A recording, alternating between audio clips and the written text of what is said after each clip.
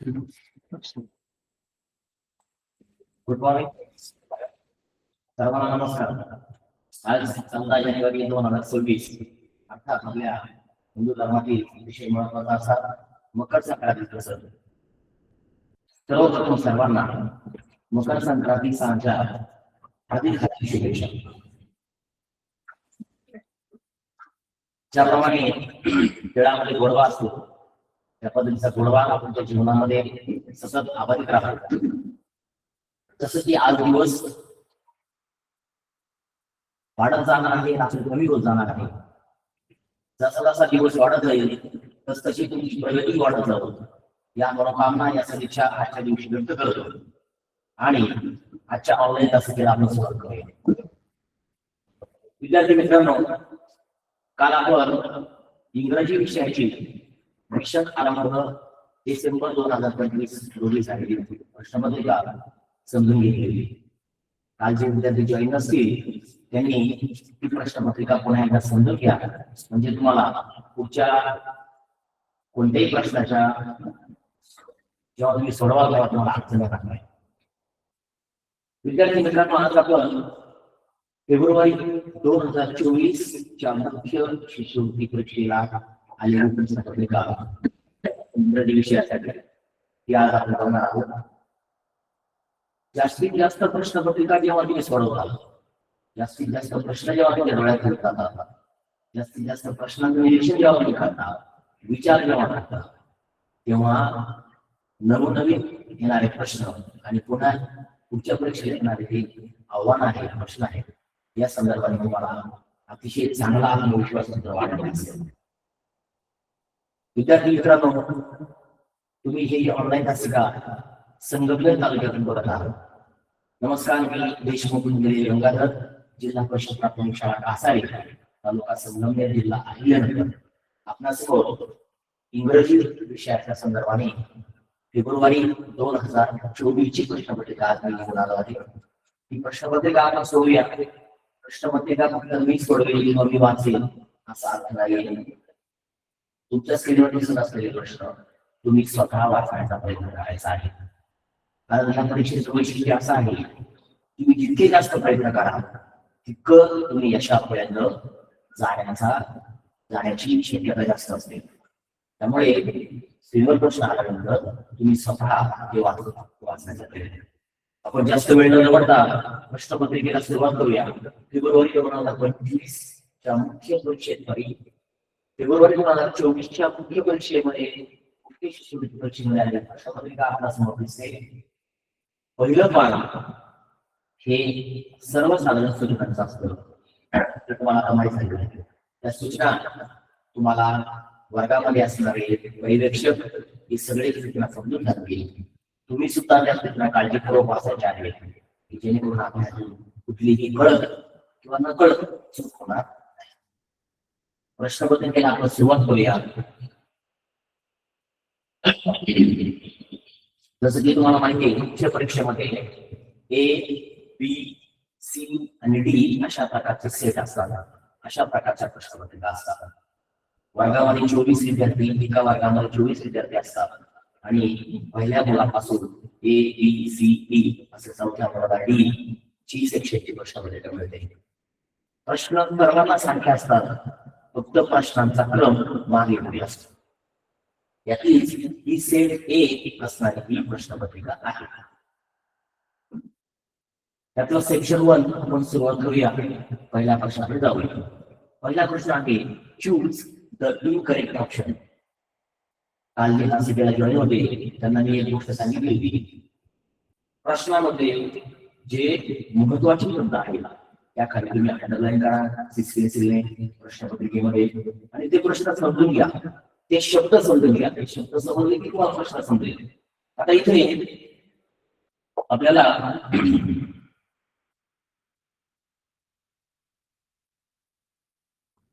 बघा,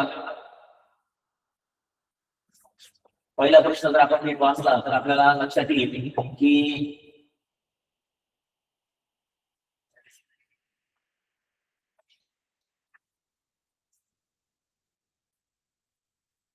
तिथे तुम्हाला इनकरेक्ट ऑप्शन विचारलेला आहे. इनकरेक्ट ऑप्शन त्याचा अर्थ चुकीचा पर्याय किंवा अयोग्य असलेला पर्याय. आता खालचे ऑप्शन्स वापरूया आपण. त्या अगोदर आपण पहिली आकृती बघूया. तुम्हाला सर्वांना स्क्रीनवर दिसत असेल घड्याळामध्ये तासकाटा 4 आणि 5 मध्ये आहे आणि विद्युत काटा 9 वर आहे. मराठीमध्ये आपण याला 4:45 असे म्हणतो. त्या अगोदर विचार मध्ये ही वेळ आली पाहिजे. आता 4:45 जर असेल तर 4:45 ला इंग्रजीमध्ये काय म्हणतात? 4:45. हे उत्तर बरोबर आहे. 4:45. 5 वाजायला 15 मिनिटं कमी आहे. 3/4 फास्ट फोर. 3/4 म्हणजे 15 मिनिटाचे 15 मिनिटाचा क्वार्टर्स असतो. पण घड्याळामध्ये पाव भाग आणि पाव भागाचे 4 पाव भाग मिळून 60 मिनिटं तयार होत असतात. त्यामुळे 3/4 फास्ट फोर हे उत्तर बरोबर आहे. 2/4 फास्ट 5. 2 पाव भाग 4 नंतर झालेले नाही. 3 पाव भाग झाले, 2 पाव भाग झाले नाही. त्यामुळे इथे हे उत्तर इनकरेक्ट आहे जे आपल्याला निवडायचं आहे. हे चुकीचं आहे. शेवटचा पर्याय 45 मिनिट्स फास्ट फोर तर ते बरोबर आहे. 45 मिनिट्स फास्ट फोर हे तिन्ही उत्तर बरोबर आहे. पण आपल्याला योग्य उत्तर निवडायचं आहे. म्हणजे आपल्याला योग्य वेळ निवडायची आहे. चुकीची वेळ आहे ती निवडायची आहे. चुकीची वेळ आहे 2/4 फास्ट 5. ओके, आपण पुढच्या प्रश्नाकडे जाऊया. पुढचा प्रश्न आहे choose the proper punctuation mark in the end of the sentence. Punctuation mark निवडायचा आहे end of the sentence. Punctuation mark निवडायचा आहे तर कुठे निवडायचे, कुठे टाकायचं आहे? वाक्याच्या शेवटी. एंड ऑफ द सेंटेन्स वाक्याच्या शेवटी टाकायचं. वाक्य वाचूया आपण. That's an excellent idea. That's an excellent idea. अरे वा, इथं खूपच छान आयडिया आहे. इथं खूपच छान युक्ती आहे. हे वाक्य आहे. या वाक्यामध्ये क्वेश्चन मार्क येईल, कोमा येईल, फुल स्टॉप येईल का एक्सक्लेमेशन मार्क येईल? तर वाक्य जर मी बघितलं तुम्ही, that's an excellent idea. That's an excellent idea. हे एक्सक्लेमेटरी मार्क, एक्सक्लेमेटरी सेंटेन्स आहे. त्याला आपण मराठीमध्ये उद्गाराची वाक्य असतात. उद्गार आहे, उद्गाराची वाक्य आहे. त्यामुळे इथे चिन्ह यायला पाहिजे म्हणजे एक्सक्लेमेशन मार्क, उद्गार चिन्ह. फुल स्टॉप येणार नाही, क्वेश्चन मार्क येणारच नाही, कॉमा वाक्याच्या शेवटी येत नाही. एक्सक्लेमेशन मार्क ही त्याचा अचूक उत्तर आहे. पर्याय क्रमांक 4 ऑप्शन नंबर 2. चल पुढे जाऊया. Question number 3. Select the correct option. योग्य पर्याय निवडा. काय दिले बघा, आपण वाक्य वाचूया. We should cut our hair dash. तुम्ही पण वाचा, तुमच्या स्क्रीनवर प्रश्न दिसला असेल. वाक्य तुम्ही पण वाचा. We should cut our hair. आपण आपले हेअर जे आपले केस हे कापले पाहिजे. कसे किंवा कधी? हार्डली, रेग्युलरली, टेरिबली, ऑफसेटली. सर्व शब्दांचे अर्थ तुम्हाला समजून घ्यायला लागतील. हार्डली याचा अर्थ अतिशय कठीणपणे किंवा आपण म्हणूया खूपच टफपणे, तर असं काही होऊ शकत नाही. टेरिबली खूप टेरिबल असं पसंत होता, टेरिबल होता नाही का. टेरिबली हा शब्द केस कापण्यासाठी येऊ शकत नाही. रिसेंटली म्हणजे आता एखादी गोष्ट घडलेली असते तर आपण रिसेंटली असं म्हणतो. पण इथे तिन्ही शब्द येणार नाही. आपल्याला we should cut our hair regularly. आपण आपली केस हे नियमितपणे कापले पाहिजे. रेग्युलरली याचा अर्थ नियमितपणे असा होतो. आणि आपण जेव्हा केस वाढतात तेव्हा आपण दुकानामध्ये जातो, सलूनमध्ये जातो, केस कापतो. ते नियमितपणे कापतो. 15-20 दिवसाच्या अंतराने महिन्याच्या अंतराने आपण केस कापत असतो. त्यामुळे इथे रेग्युलरली हा पर्याय देखील योग्य आहे. This is the correct option, option number 7. Now we are moving to question number 4 and 5. तुमच्या समोर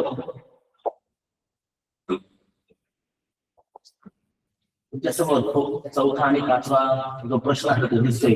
त्याच्यामध्ये ऍडव्हर्टाइजमेंट आपल्याला दिसते. तुम्हाला स्क्रीनवर ऍडव्हर्टाइजमेंट दिसत असेल तर ती ऍडव्हर्टाइजमेंट अगोदर नीट बघा, त्याच्यावरती सर्व शब्द वाचा आणि मग आपण पुढच्या प्रश्नाकडे जाऊया. क्वेश्चन नंबर 4 आणि 5 साठी आहे ऍडव्हर्टाइजमेंट. ऍडव्हर्टाइजमेंट अशी आहे, fresh fruits vegetables from desi shop, no price. कमी किमतीत असणारी खूप सारी व्हेजिटेबल्स आहेत. इथे एक मोठं पण दिलेलं आहे. तो जर मोठं तुम्हाला दिसत असेल प्रयत्न करायचा.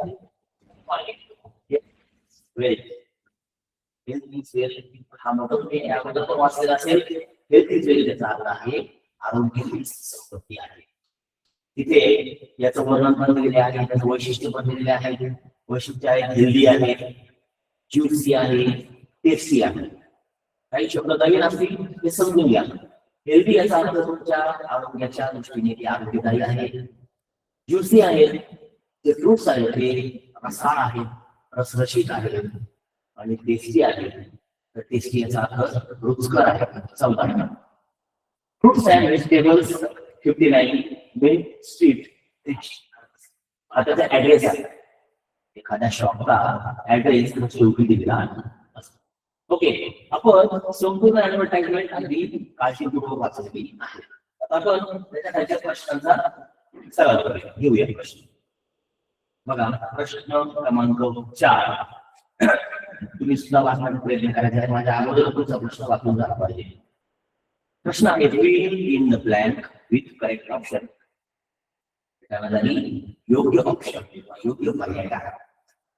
दिस ऍडव्हर्टाइजमेंट इज बेस्ड ऑन. आपण आत्ताच वाचलेली ऍडव्हर्टाइजमेंट होती ही कशावर आधारित होती? Based on. Option number 1 fruits and meat. Option number 2 pleasure and dairy. Option number 3 fruits and smoothie. And option number 4 vegetables and fruits. मी पुन्हा तुमच्यासाठी ज्या स्क्रीनवर आणतो आहे ऍडव्हर्टाइजमेंट तुमच्या समोर पुन्हा आणतोय. तुम्ही जर बघितलं तर ही ऍडव्हर्टाइजमेंट तुम्हाला अगदी वरच्या टायटल मध्ये दिसेल. ही ऍडव्हर्टाइजमेंट फ्रुट्स आणि व्हेजिटेबल्स या संबंधी आहे. त्यामुळे इथे निकल जोडायला फार तुम्हाला त्रास होणार नाही. फक्त तुमचं निरीक्षण हे अतिशय चांगलं असलं पाहिजे. तर इथे तुम्हाला उत्तर निवडायचं आहे vegetables and fruits. Option number 4. This is correct option of question number 4. Okay, आपण आता पुढच्या प्रश्नाकडे जाऊया. प्रश्न क्रमांक 5 जो की ऍडव्हर्टाइजमेंट वरच आहे. आपण अगोदरच वाचलंय. Question number 4 and 5 are related to advertisement. Question number 5. Select the motto for the advertisement. या ऍडव्हर्टाइजमेंट साठी मोटो निवडा. मी मग अशीच तुम्हाला सांगितलं होतं तिथे मोटो दिलेला होता. आता मी काही तुम्हाला पुन्हा दिलेला दाखवणार नाही. तुमच्या डोळ्यासमोर दिलेला असली पाहिजे.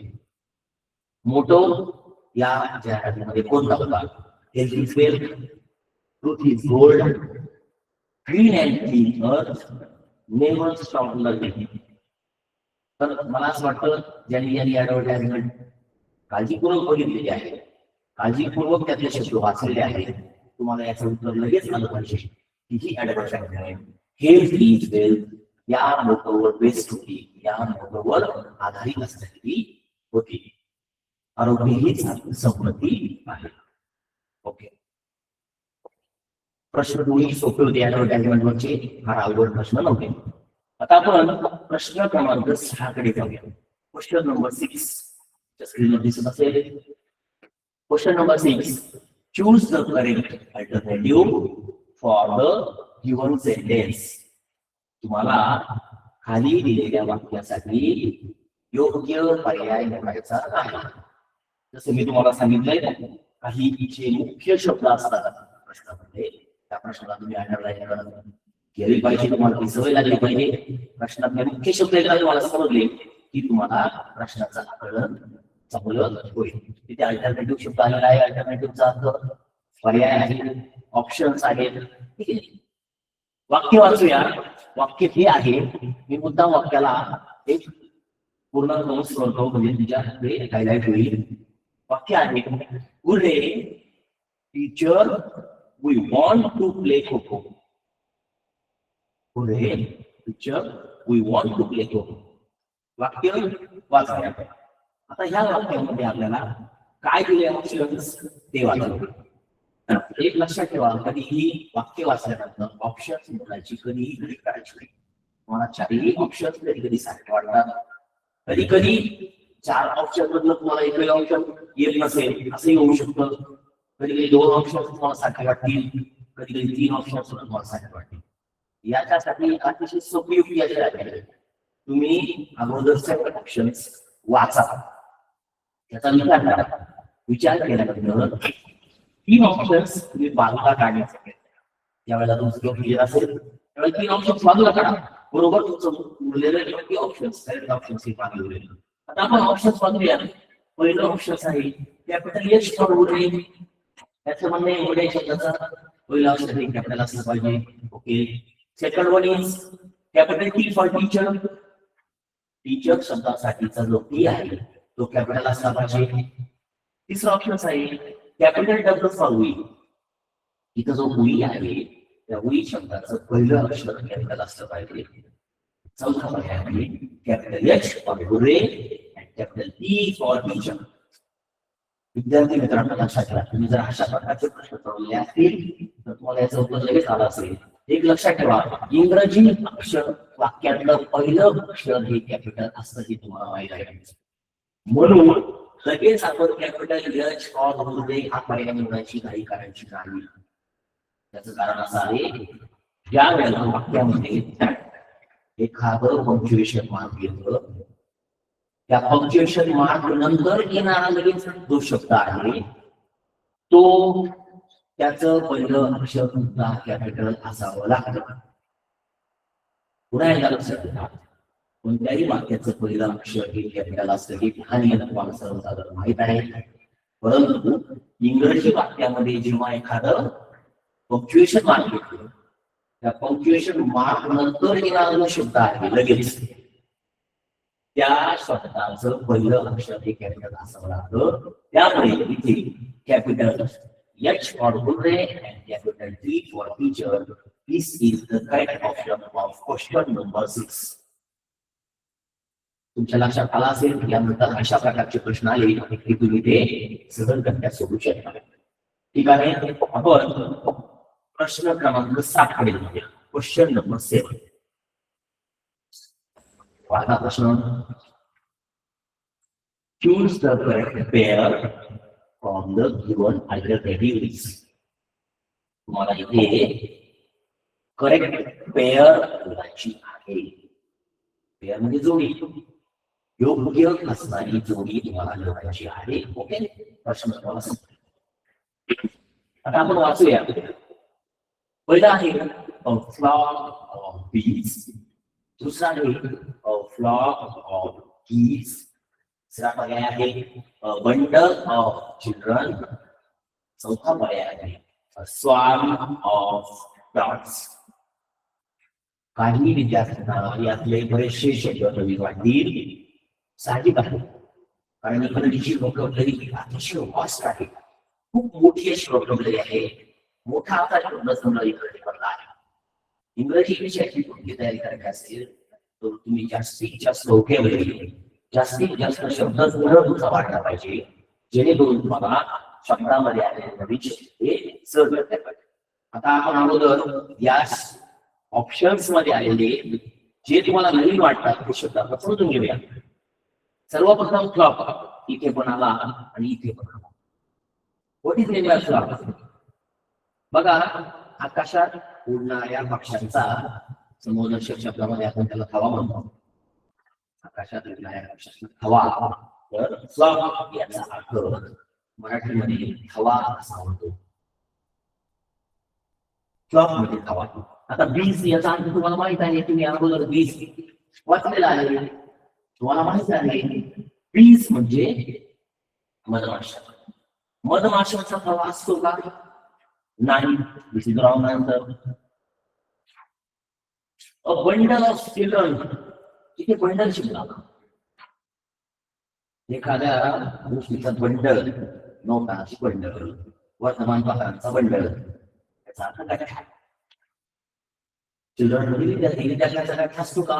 नाही. This is also wrong answer. आणि इथं अजून एक नवीन शब्द आला तुमच्यासाठी, स्वार्म, स्वॅन किंवा स्वार्म. याचा सुद्धा अर्थ हवा असाच होतो. हे दोन्हीही एकाच अर्थाचे शब्द आहेत, flock and swarm.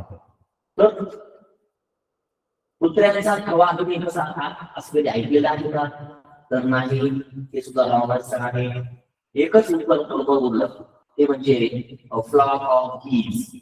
What is mean by geese? तुम्हाला फ्लॉक कळलं, फ्लॉक मध्ये हवा. पण गीज म्हणजे काय? तर गीज म्हणजे आपण त्याला हंस पक्षी असं म्हणतो. हंस पक्षी, हंस पक्ष्यांचा हवा, यामध्ये ही पेयर करेक्ट आहे.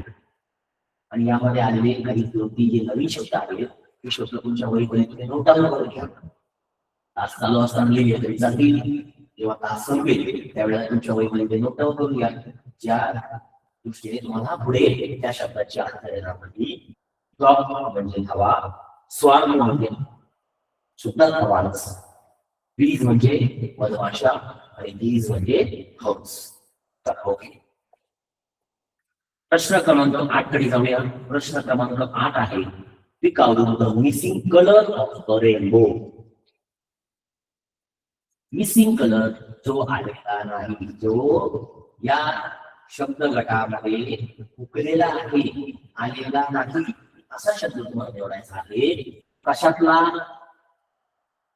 Rainbow. What is mean by rainbow? In the rainy season, we see rainbow in the sky. आकाशामध्ये आपण पावसाळ्याच्या दिवसामध्ये रेनबो बघतो. रेनबोचा अर्थ आहे इंद्रधनुष्य. आणि इंद्रधनुष्यामध्ये रंग खाली दिलेले आहेत, त्यातला एक रंग मिसिंग आहे, तो तुम्हाला ओळखायचा आहे. आपण अगोदर त्यातले दिलेले रंग आहेत ते बघूया. Red, orange, yellow, green, blue, dash and violet. तुम्हाला माहित आहे इंद्रधनुष्यामध्ये एकूण 7 रंग असतात. इंद्रधनुष्यामध्ये एकूण 7 रंग असतात. 7 colours are there in the rainbow. त्यातला एक 6 नंबरचा जो कलर आहे तो मिसिंग आहे, तो आपल्याला ओळखायला सांगितलेला आहे. तुम्ही कलर कडे बघितलं, लाल, ऑरेंज. ऑरेंज म्हणजे आपण तांबडा मध्ये आहे ना, येलो म्हणजे पिवळा, ग्रीन म्हणजे हिरवा, ब्लू म्हणजे निळा, व्हायलेट म्हणजे जांभळा. मग यातला एक रंग जो मिसिंग आहे तो व्हाईट असेल का, इंडिगो असेल, पिंक असेल, पर्पल असेल, तरी लक्षात ठेवा विद्यार्थी मित्रांनो, रेनबो मध्ये इंडिगो नावाचा हा 6 रंगांचा रंग आहे. इंडिगो, ज्याला आपण मराठीमध्ये नील रंग असं म्हणतो. नील रंग, नील रंग हा रेनबो मधला मिसिंग असणारा कलर आहे. लक्षात ठेवा, इंडिगो नावाचा कलर या ऑप्शन्स मध्ये यायला पाहिजे. Option number 1. Okay, now we are going to question number 9. वाचा, तुमच्या स्क्रीनवर प्रश्न आलेला आहे. प्रश्न आहे, choose the correct contracted form of the underlying words in the given sentence. बघा, शब्दात प्रश्नातले काही महत्वाचे जे शब्द आहेत ते तुम्ही अंडरलाईन करायला शिका. करेक्ट कॉन्ट्रॅक्टेड फॉर्म, योग्य कॉन्ट्रॅक्टेड फॉर्म असणारा पर्याय तुम्हाला ठेवायचा आहे अंडरलाईन केलेल्या शब्दांसाठी. ओके, वाक्य आपण वाचूया. वाक्य आहे, I am not interested. I am not interested. आणि या 2 शब्दांखाली त्यांनी तुम्हाला अंडरलाईन केलेली आहे ऍम नॉट. बघा, कॉन्ट्रॅक्टेड फॉर्म्स तुम्ही वाचलेले आहेत, तुमच्या लक्षात पण आहे त्याच्याविषयी काल सुद्धा आपण कालच्या तासिकेमध्ये चर्चा केली होती. मी तुम्हाला सांगितलं होतं डू नॉट एकत्र आलं की डोंट होतो, डिड नॉट एकत्र आलं की डिडंट होतं, कुड नॉट एकत्र आलं की कुडंट होतं, शुड नॉट एकत्र आलं की शुडंट होतं, आर नॉट एकत्र आलं की आरंट होतं. विद्यार्थी मित्रांनो, या पद्धतीने जर तुम्ही विचार केला तर एम नॉटचं एमंट असं व्हायला पाहिजे, असं व्हायला पाहिजे जनरली. तुम्ही जर ऑप्शनकडे लक्ष टाकलं आरंट एम आरंट बरेच मुलं हा ऑप्शन निवडतील, त्यांना वाटेल एम आणि नॉटचं कॉन्ट्रॅक्टेड फॉर्म एम मध्ये असं होईल. पण लक्षात ठेवा एम नॉट याचा कॉन्ट्रॅक्टेड फॉर्म एमंट होत नाही, याचा कॉन्ट्रॅक्टेड फॉर्म एंड असा होतो. हे तुमच्यासाठी नवीन असेल, हे सुद्धा तुमच्या ओळीमध्ये नोट करून घ्या, कारण हे तुमच्यासाठी महत्वाचा असा प्रश्न आहे. कदाचित मुख्य परीक्षेला अशा पद्धतीचा प्रश्न येऊ शकतो. एम नॉट एकत्र आलं की याचा कॉन्ट्रॅक्टेड फॉर्म एंड असा होतो. लक्षात ठेवा इंग्लिश मध्ये हा आपण म्हणतो त्याला एक अपवाद आहे, काही गोष्टीचे अपवाद असतात, त्यामध्ये हा एक अपवाद आहे आणि हा तुम्ही लक्षात ठेवायचा आहे. ठीक आहे, आपण पुढच्या प्रश्नाकडे जाऊया. प्रश्न क्रमांक 10 ते फिल इन द ब्लँक. योग्य जी रिकामी जागा आहे ती तुम्हाला निवडायची आहे. France is dash European country. France is dash European country. तुम्हाला योग्य आर्टिकल टाकायचं आहे. तेव्हा तुम्ही ऑप्शन वाचाल तेव्हा तुमच्या लक्षात येईल. And the and option number 9, option number 4, sorry, no article. इथे बरेच मुलांना असं वाटेल की इथं युरोपियनचा ई आलेला आहे आणि आम्हाला असं शिकवलंय की ज्या शब्दाचा उच्चार किंवा सुरुवात वावेल्स होते, ए आय ओ यू, त्या 5 वावेल्स होते त्या अगोदर एन वापरायचा. काही बोलून एन हा पर्याय निवडतील. तुमच्यासाठी गोष्ट नक्कीच सांगू शकतो. मुख्य परीक्षेमध्ये येणारे प्रश्न हे विचारपूर्वक टाकलेले असतात, जेणेकरून विद्यार्थ्यांचं संपूर्णपणे आकलन तपासलं जातं की तुम्हाला या प्रश्नामध्ये या किती माहिती आहे किंवा किती तुम्हाला आकलन झालेलं आहे. त्यामुळे उत्तर निवडताना कधी काही करू नका. जरी इथे आला वावेल्स आलं की, परंतु विद्यार्थ्यांच्या याचा उच्चार युरोपियन असा होतो. याचा अर्थ याच पहिला जो उच्चार आहे हा यू म्हणजे इंग्रजी मधला वाय असा त्याचा उच्चार आहे. त्यामुळे इथे एन येणार नाही हे लक्षात ठेवा. कारण आपण उच्चारानुसार आर्टिकल टाकत असतो. नुसतं अक्षरावर अवलंबून किंवा अक्षर बघून आपण कधीही वॉवेल टाकत नाही. इथे France is a European country असं उत्तर असायला पाहिजे. लक्षात ठेवा. अगोदर शब्दाचा उच्चार बघा. उच्चारानंतर त्यातलं पहिलं उच्चार बघा. पहिला उच्चार काय आहे? पहिला उच्चार हा कॉन्सोनंट आहे. This is not a vowel. Y is a consonant. ज्याला आपण मराठीमध्ये व्यंजन असं म्हणतो. व्यंजनानं सुरुवात केलेला पहिला अक्षराचा उच्चार आला, त्यामुळे इथे ऍड येणार नाही, तर इथे ए हे आठवण बसायला पाहिजे. ठीक आहे, आपण पुढच्या प्रश्नाकडे जाऊया. प्रश्न क्रमांक 11. प्रश्न तुमच्या स्क्रीनवर दिसतोय. तुम्ही तो वाचा. Observe the diagram carefully and find the answer from the alternative. म्हणजे ही आकृती जी आहे ती आकृती काळजीपूर्वक बघा आणि खाली दिलेली आकृती निवडा. काय दिलंय? Fold the paper in the direction. Fold the paper. हा जो पेपर दिलेला आहे त्या पेपरला खून पण दिलेले बघा, साईन दिलेला आहे, ते चिन्ह दिलेलं आहे. तर ते चिन्ह बघितल्यानंतर आपल्याला कळेल की हा पेपर कोणत्या दिशेला घडी घालायचा आहे. ऑप्शन बघूया.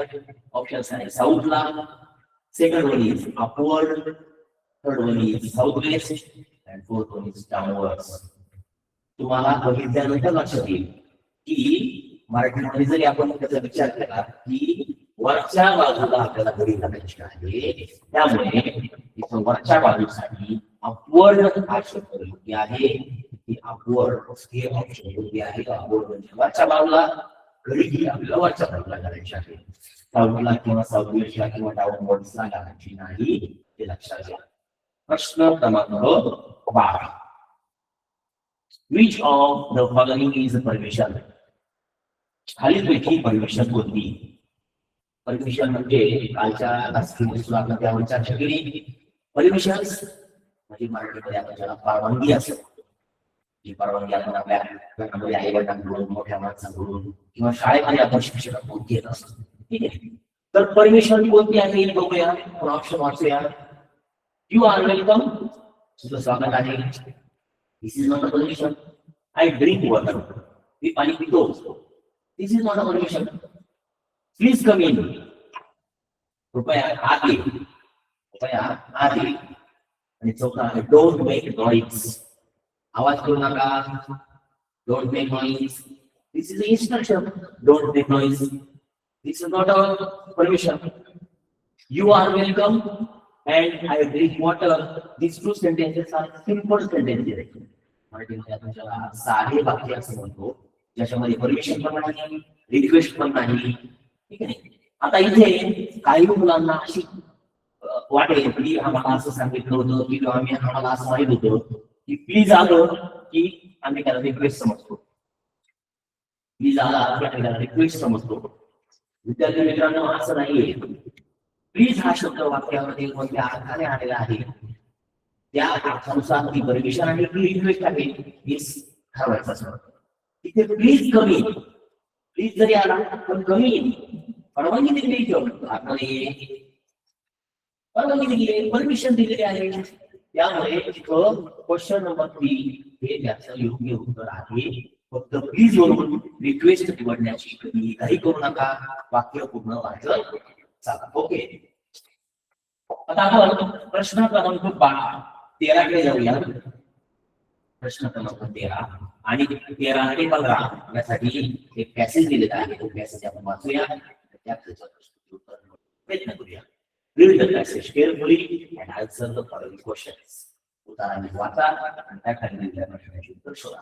Okay, dictionary is a must for a student. You can begin with simple, attractive dictionaries and they learn to use the more difficult ones later. So, the next time you come across a difficult word, don't fret. Just look it up in a dictionary. तर हा जो passage आहे, हा passage डिक्शनरीशी संबंधित आहे, ज्याला आपण शब्दकोश म्हणतो.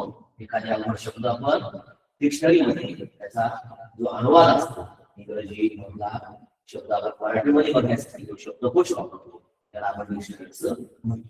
डिक्शनरीशी संबंधित असा हा पॅसेज आहे. या संबंधी आपण प्रश्न वाचला. प्रश्न क्रमांक 13. What is must for student? मुलांसाठी काय मस्ट आहे, विद्यार्थ्यांसाठी काय मस्ट आहे, काय लिहायला पाहिजे?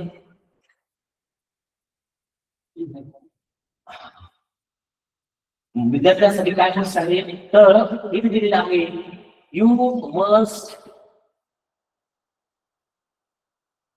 बघा, बरे आहे diary, must, library and a dictionary. तर पहिल्या वाक्यामध्ये याचं उत्तर आहे a dictionary is must for student. त्यामुळे इथे मला जर चांगलं वाचता आलं आणि चांगल्या पद्धतीचं आपल्याला झालं की मला लगेच समजेल की उत्तर आहे डिक्शनरी.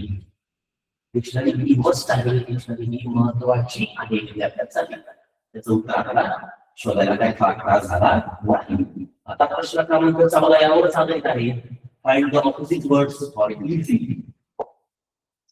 इझी या शब्दासाठी ऑपोजिट वर्ड आपल्याला शोधायचा आहे. मला वाटतं की त्यासाठी इझी असेल. It's is not difficult for you. आणि मी आता तुम्हाला सांगताना त्याचं उत्तर सांगितलं की इझी याचा ऑपोजिट वर्ड हा डिफिकल्ट असला पाहिजे. इझी म्हणजे सोपे, डिफिकल्ट म्हणजे कठीण. सोप्याच्या विरुद्ध कठीण अशा मिळतो. तर मला वाटतं त्या स्टेजवरती जे 2 प्रश्न होते ते अतिशय सोपे होते. यातले मार्क हमखास प्रकारे होते. त्यामुळे अशा प्रश्नासाठी अजिबातही आपण काही करायची. ओके, आपण पुढच्या प्रश्नाकडे जाऊया. प्रश्न क्रमांक 15. Question number 50. Fill in the blank with correct alternative.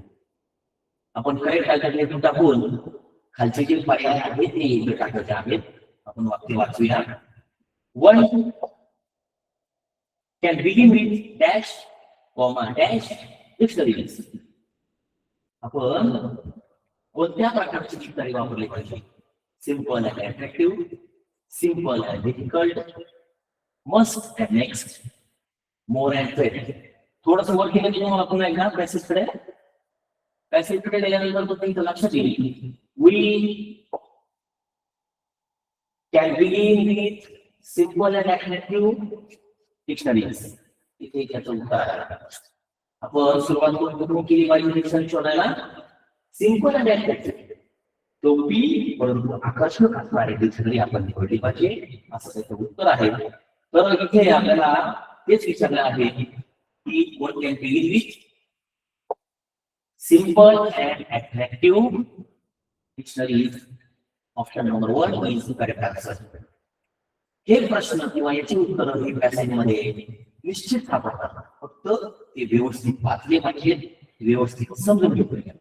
Okay, now I am moving to question number 16.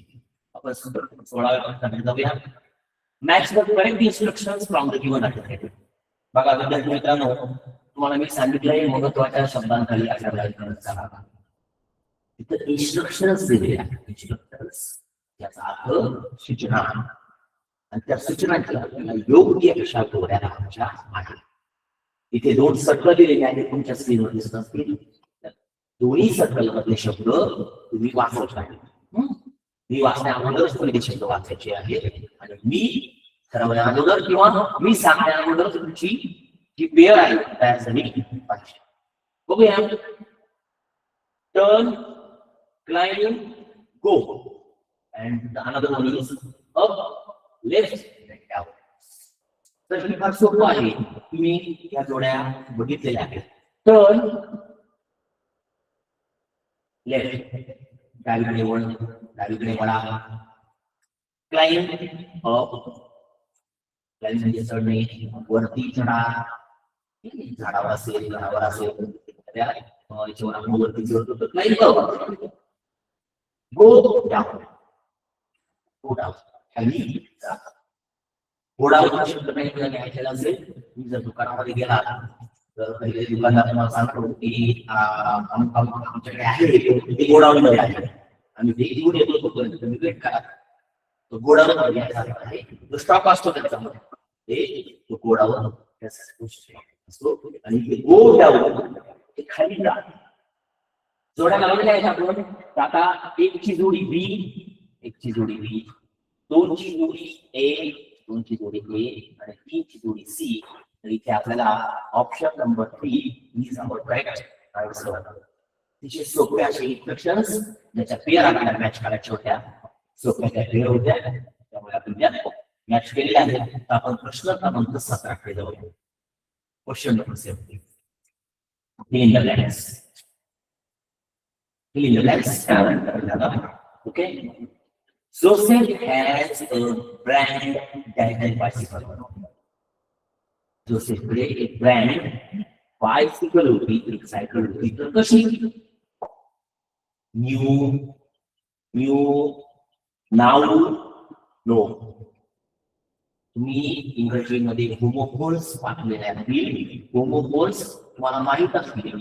होमोफोन्सचा अर्थ असा आहे की उच्चार सारखाच असतो परंतु शब्दाचं स्पेलिंग मात्र वेगळं असतं. इथे 2 होमोफोन्स आलेले आहेत. याचाही उच्चार न्यू असा आहे आणि याचाही उच्चार न्यू असा आहे. या न्यूचा अर्थ आपल्याला माहित असले किंवा माहित झाले असा अर्थ होतो आहे. आणि या न्यूचा अर्थ मात्र नवीन असा आहे. त्यामुळे इथे आपल्याला न्यू हाच ऑप्शन टाकावा लागेल. कारण जोसेफने कशी सायकल घेतली तर त्याने नवीन सायकल घेतली. न्यू म्हणजे नवीन. तर होमोबस या गोष्टीने तुम्ही समजून घ्या. त्याच्या जोड्या उच्चार वहीमध्ये किंवा तुमच्या मार्गदर्शकामध्ये असतील त्याने वाचून घ्या. बरेचसे शब्द उच्चाराचेच आहे पण त्याचे अर्थ मात्र वेगळे आहेत. त्या होमोबसच्या सर्व जोड्या तुम्हाला आल्या पाहिजे. त्यातले सर्व होमोबस तुम्हाला माहीत असले पाहिजे. आता आपण पुढच्या प्रश्नाकडे जाऊया. Select the rhyming word for the correct action word for the given text. बघा प्रश्न कधी कधी समजत नाही. बघा rhyming word for correct action word हे महत्वाचं आहे. तुम्हाला रायमिंग वर्ड निवडायचा आहे कशासाठी? Correct action word. यामधला जो ऍक्शन वर्ड आहे त्यासाठी तुम्हाला निवडायचा आहे. पहिला शब्द आहे डी. तुम्हाला अर्थ माहिती आहे डी मध्ये खोटे. बी हा शब्द तुमच्यासाठी नवीन आहे. बघा विद्यार्थी मित्रांनो, जेवण करताना आपण आपल्या अंगावर किंवा शर्टवर कपड्यावर सांडू नये. त्यामुळे ते रुमाल आपण असं बांधतो त्याला आपण बी वाचतो. नवीन शब्द आहे समजून घ्या. टाळ. या गावाला टाळ रोड आहे याचा अर्थ डांबरी रोड आहे. लक्षात ठेवा. टाळ म्हणजे डांबर. आणि फिश याचा अर्थ माशाचा कल्ला किंवा माशाचा पोर. मी मासा पाण्यामध्ये मासा असतो ना त्या माशाला कल्ला असतो किंवा पोर असतो त्याला फिश हा शब्द आहे. या तिन्ही शब्दांची आपण तुम्हाला सांगितले. चौथा शब्द तुम्हाला माहित होता डीप. डीप म्हणजे खोदणे आणि हाच ऍक्शन वर्ड आहे. यासाठी पार रीड फीड बीट तर तुम्हाला लक्षात येईल डीप फीड हा त्याचा योग्य रायमिंग वर्ड आहे. डीप फीड लक्षात आलं. त्यासाठी तुम्हाला अगोदर हे 40 शब्द समजून घेणं गरजेचं होतं. त्यामुळे शब्द समजणार नाही अशा मुलांना ऍक्शन वर्ड कळणार नाही. ऍक्शन वर्ड जर कळला तर तुम्हाला त्याचा रायमिंग वर्ड समजणार नाही. त्यामुळे नवीन शब्द तुम्ही नोट डाऊन करून घ्या. जेवण करताना माने रोटी लागणार त्याच्या रुमाल. फीड याचा अर्थ माशाचा कल्ला आणि टाळ याचा अर्थ डांबर. तुम्ही नोट डाऊन करून घ्या. पुढचा 19वा प्रश्न 19 question fill in the blank. Dash no my mobile is ringing. Dash no my mobile is ringing. तुम्हाला मगाशी मी नियम सांगितलं होता कुठल्याही प्रकारचं पंक्च्युएशन मार्क मिळाल्यानंतर पुढचं अक्षर कॅपिटल आलं. मी आता थोड्या वेळात मी तुम्हाला नियम सांगितलं होतं म्हणजे मी ते बोलला लक्षात घ्या. Dash no my mobile is ringing. अरे माझा मोबाईल तर वाजत आहे. आलास ओ प्रेम औच. कोणते रिएक्शन आले पाहिजे? इथं कोणतं एक्सप्लेनेशन आलं पाहिजे? तर इथं एक्सप्लेनेशन आलं पाहिजे ओ ओ oh no oh no my mobile ringing. अरे नाही अरे नाही माझा मोबाईल तर वाजतोय. माझा मोबाईल तर वाजत आहे. इथे योग्य ऍक्शन ही होती. एक्सप्लेनेशन होतं ते ओ असा आला पाहिजे. ओके. प्रश्न क्रमांक 20 वर जाऊया. Choose the correct ordinal number. Ordinal number for December. मित्रांनो डिसेंबर साठी त्यांनी ऑर्डिनल नंबर विचारला आहे. डिसेंबर हा महिना कितवा आहे याबद्दल तुम्हाला माहिती असलं पाहिजे. आणि तुम्हाला सहज ते माहिती आहे की डिसेंबरचा नंबर हा 12 आहे. 12व्या नंबर साठी तुम्हाला ऑर्डिनल नंबर विचारला आहे. हे पण तुम्ही लक्षात घ्या. कार्डिनल नंबर नाही. इथे 12 हा नंबर आला पण हा कार्डिनल आहे. तो निवडायचा नाही. आपल्याला ऑर्डिनल नंबर निवडायचा आहे. उरले 3 ऑप्शन त्यातलं योग्य स्पेलिंग कोणतं तर तुम्ही या लिहिलेलं असेल वाचलेलं असेल तर तुमच्या लक्षात आहे.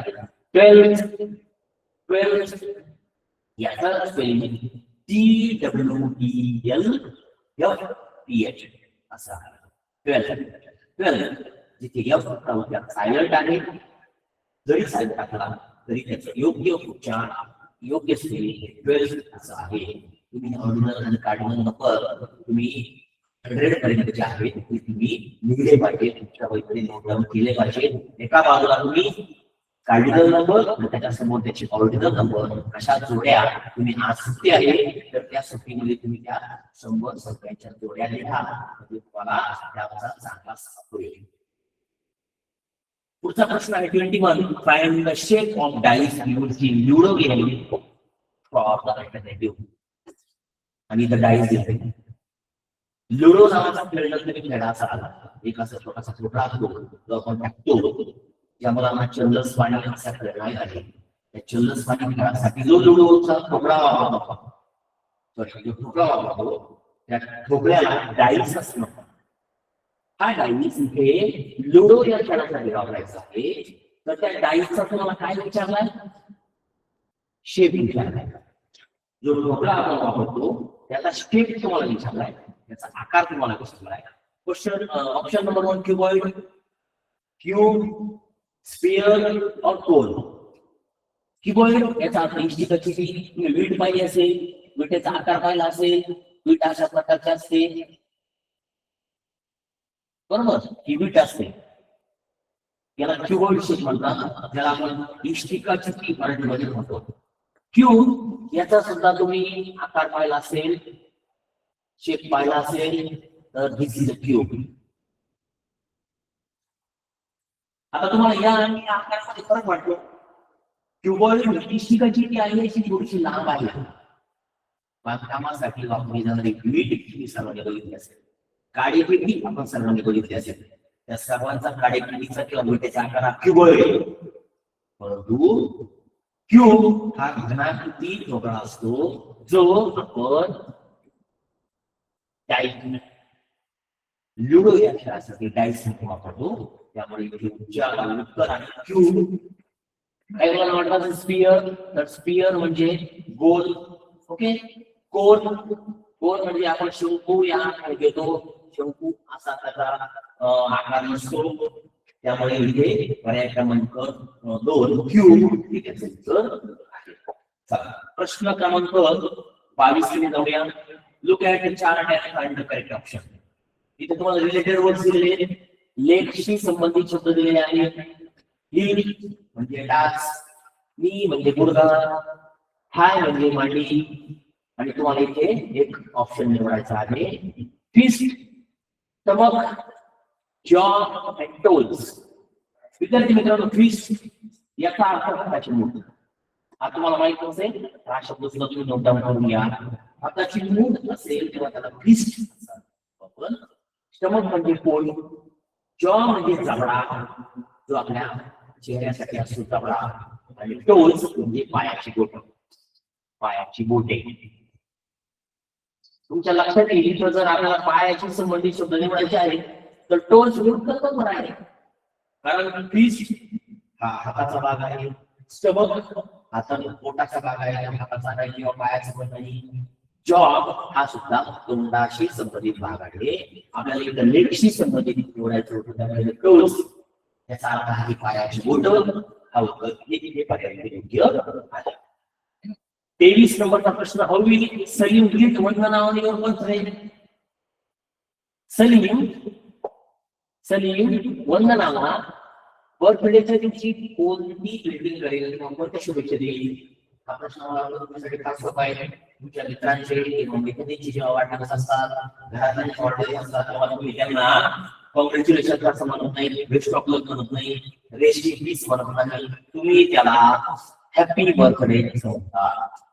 हॅपी बर्थडे, तुला वाढदिवसाच्या खूप शुभेच्छा, तुझा वाढदिवस खूप आनंदात जाऊ. त्यामुळे इथे मला वाटतं फार जास्त काही आवड नव्हतं, ग्रीटिंग असेल हॅपी बर्थडे. त्यानंतर पुढे 24वा प्रश्न आहे. Solve the riddle. रिडल दिलेला आहे, एक कोड दिलेला आहे. एक कोड नीट वाचूया. I can help you to heat and cook different types of food. Who am I? मी तुम्हाला उष्णता देतो. मी तुम्हाला वेगवेगळ्या प्रकारचे अन्न पदार्थ शिजवण्यासाठी खूप शिजवण्यासाठी मदत करतो. कोण करतो? मायक्रोवेव्ह करतो, ब्लेंडर करतो, रेफ्रिजरेटर करतो, चिमणी करतो. यातले काही नवीन शब्द समजून घ्या. ब्लेंडर आई रवी वापरते, रवी तेव्हा ताक उसळते तेव्हा रवी वापरते. तर कुसळण्यासाठी वापरल्या ब्लेंडर बनतात. तर ब्लेंडर कुक करत नाही. रेफ्रिजरेटर मध्ये तुमच्याकडे असेल, फ्रीज जे पदार्थ थंड ठेवण्यासाठी उपयोग आहे, की कुक करत नाही, शिजवत नाही, अन्न शिजवण्यासाठी रेफ्रिजरेटरचा वापर होत नाही. चिमणी म्हणजे जुराडे, दूर बाहेर जाण्यासाठी चिमणी आता ती रेडीमेड मिळते, ती आपल्या किचन मध्ये असते. ती पण फूड कुक करण्यासाठी होत नाही. इथे उत्तर आहे मायक्रोवेव्ह, ज्याला आपण, तुम्ही ओव्हन हा शब्द ऐकलेला असेल. ओव्हन, ज्या ओव्हन मध्ये आपण वेगवेगळ्या प्रकारची उष्णता देऊन आपण अन्न पदार्थ शिजवतो, त्यामुळे तिथं मायक्रोवेव्ह ओव्हन हा पर्याय बरोबर आहे. ओके. आणि आता आपण शेवटच्या प्रश्नाकडे जाऊया. शेवटचा प्रश्न आहे, arrange the numbers to make meaningful word. बघा आता अक्षर दिसतात. आता तुम्हाला एखादा मीनिंगफुल वर्ड निवडायचा आहे. तुम्ही त्याचा स्क्रीनशॉट काढून घ्या. याचं उत्तर मी तुम्हाला सांगणार सांगेल, परंतु बघा असे जेव्हा अक्षर दिसतात तेव्हा आपल्याला जास्त गोंधळ होतो. कोणता शब्द तयार होऊ शकतो? काय करायचं, जे ऑप्शन आहे त्या ऑप्शनशी संबंधित सर्व शब्द लिहून घ्यायचे आणि तुम्ही योग्य पर्याय निवडायचे. मी आता डायरेक्ट दुसऱ्या ऑप्शनकडे जातो. 4 नंबरला आहे, 4 नंबर साठी आहे डी, 2 नंबर साठी आहे आय, 1 नंबर साठी आहे 1 नंबर साठी आहे एल, 3 नंबर साठी आहे ओ, 7 नंबर साठी एस, 5 नंबर साठी ए, 8 नंबर साठी यू आणि 6 नंबर साठी आर. तर हे जेव्हा तुम्ही लिहून घ्या प्रत्येक याचं ऑप्शनचं, तर तुमच्या लक्षात येईल इथे तुम्हाला एक योग्य शब्द तयार झाला जो आहे डायनासोर. त्यामुळे इथे तुमचं पर्याय नंबर 2 हे उत्तर बरोबर आहे. अशा पद्धतीने आपण फेब्रुवारी 2024 त्या प्रश्नपत्रिकेतल्या सर्व 25 प्रश्नांचा आज आपण आढावा घेतला. बरेचशा प्रश्नांमधले काही शब्द नवीन होते, ते तुम्हाला नोंदवून करायला सांगितले आहेत. होमवर्क म्हणून तुम्ही काही लिखित अभ्यास, काही लिखाण जर वगैरे केलं तर तुम्हाला अशा प्रकारचे प्रश्न जर परीक्षेला आले ते आवड जाणार आहेत. अशा पद्धतीचा अभ्यास करत राहा, तुमचा आत्मविश्वास वाढत राहा आणि परीक्षेसाठी तुम्हाला उत्तुंग यश मिळवण्यासाठी शुभेच्छा देतो. आणि आजच्या तासिका संपली. धन्यवाद. Bye bye.